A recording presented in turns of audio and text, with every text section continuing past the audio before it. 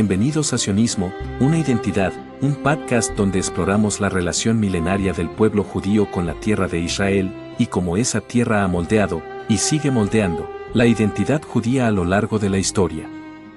Desde octubre de 2023, Israel ha sido acusado repetidamente de estar cometiendo un genocidio en Gaza. El término se ha vuelto omnipresente en redes sociales, manifestaciones y medios de comunicación. ¿Pero esa acusación tiene sustento real? En este episodio analizamos los datos disponibles, el contexto y las fuentes, para entender qué hay detrás de esta narrativa. Para empezar, es importante recordar qué significa realmente genocidio. La Convención para la Prevención y la Sanción del Delito de Genocidio de la ONU, firmada en 1948, define este crimen como un acto cometido con la intención de destruir total o parcialmente a un grupo nacional, étnico, racial o religioso. No basta con que haya muertes durante un conflicto armado.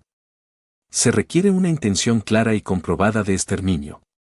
Y en el caso de Gaza, esa intención no existe.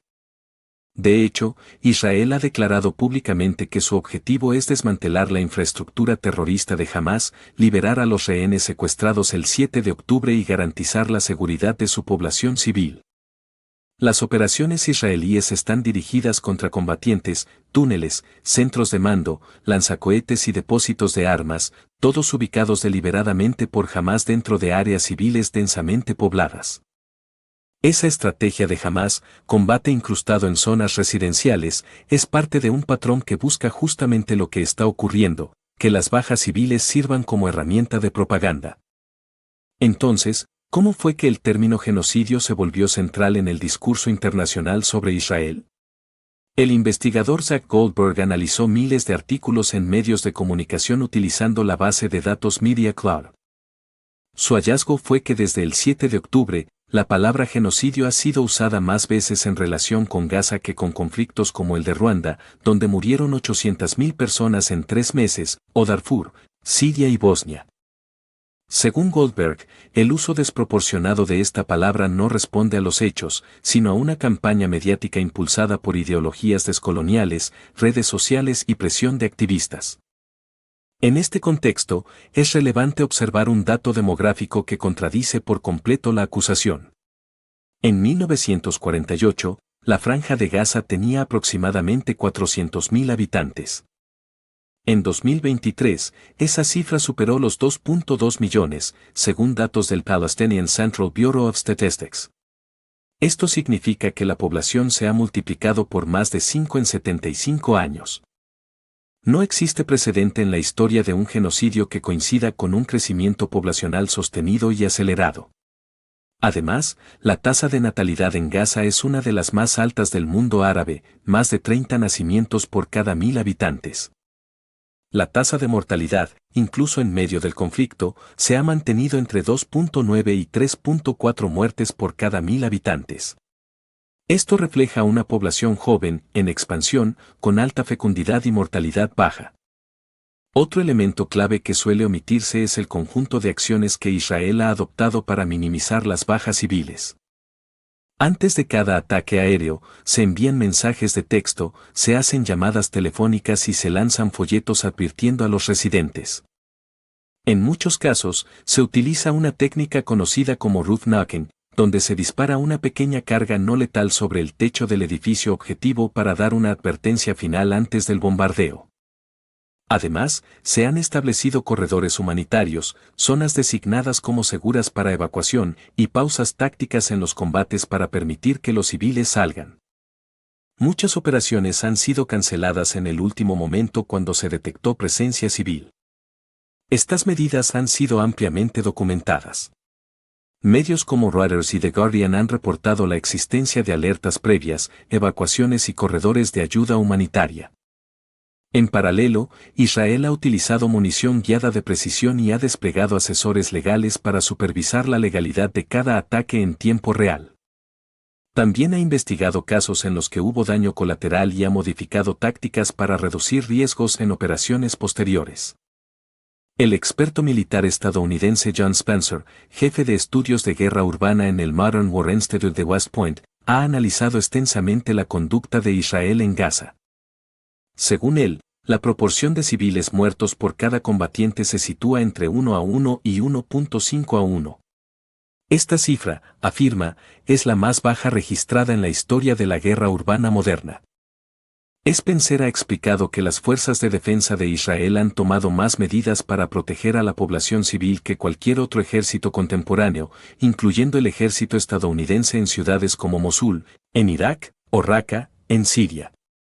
En esos escenarios, el mismo Spencer estima que la proporción de civiles muertos por combatiente llegó a ser de 4:1, 6:1 o incluso 10:1. En Gaza, a pesar de enfrentarse a un enemigo que opera desde hospitales, escuelas y viviendas, y que no usa uniforme, Israel ha logrado mantener un ratio más bajo. Esta diferencia no es menor, demuestra que, aun en condiciones extremas, es posible hacer esfuerzos extraordinarios para reducir el daño civil, y que esos esfuerzos están documentados. A pesar de esto, las cifras de muertes difundidas por medios y organismos internacionales provienen de una sola fuente, el Ministerio de Salud de Gaza, que es administrado por Hamás. Esta organización no solo es parte del conflicto, sino que tiene un claro interés en maximizar el número de muertos civiles reportados para alimentar la presión internacional contra Israel. Lo preocupante es que estas cifras son citadas como verdades absolutas sin auditoría independiente. En octubre de 2024, el propio Ministerio de Salud tuvo que eliminar más de 3.400 nombres de sus registros oficiales. También corrigió la edad de más de 1.000 supuestos menores y ajustó errores en género y causa de muerte. Sin embargo, estas correcciones solo cubren una parte de los meses del conflicto. El resto de los datos permanece sin revisión. Investigadores independientes han documentado estas anomalías. Andrew Fox, del Henry Jackson Society, publicó un análisis en el que identificó múltiples errores en las listas publicadas por Hamás, adultos registrados como niños, hombres registrados como mujeres, y muertes naturales registradas como víctimas de ataques israelíes. Gabriel Epstein, del Washington Institute, encontró que Hamás subrepresenta sistemáticamente el número de hombres en edad de combate muertos, mientras sobrerepresenta a mujeres y niños, con el objetivo de crear una impresión falsa de matanza indiscriminada. Hay otros factores que también influyen en las cifras. Hamás no viste uniforme. Sus combatientes operan vestidos de civil, lo que dificulta que sean identificados como combatientes incluso después de muertos. Además, muchos milicianos tienen entre 15 y 17 años, portan armas y participan en combates. Sin embargo, al momento de contabilizarse, son registrados como niños civiles. Esto distorsiona gravemente las estadísticas, especialmente cuando se presentan de forma agregada. Otro aspecto es que Hamás ha sido acusado de impedir activamente la evacuación de civiles. En múltiples ocasiones, Israel ha habilitado corredores humanitarios que han sido atacados por milicianos para evitar que la población huya.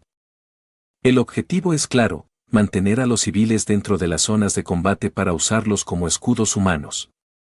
Esta práctica no es nueva y ha sido documentada en guerras anteriores en Gaza. En conjunto, los datos no solo desmienten la acusación de genocidio, sino que evidencian una estrategia por parte de Hamás para provocar el mayor número de muertos civiles posible y responsabilizar a Israel.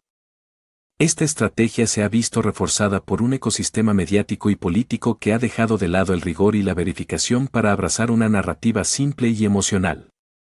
Acusar a Israel de genocidio sin pruebas sólidas no solo es injusto, también es peligroso.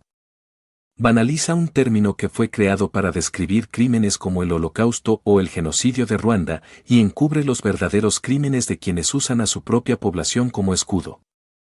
También alimenta el antisemitismo global, al retratar al único Estado judío del mundo como una entidad genocida sin base factual.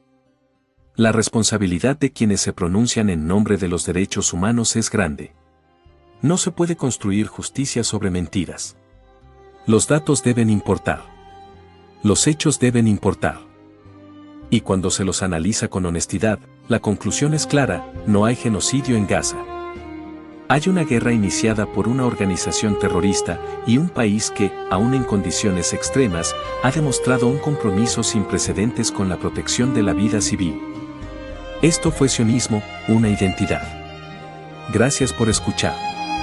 Si este episodio te resultó útil, compártelo.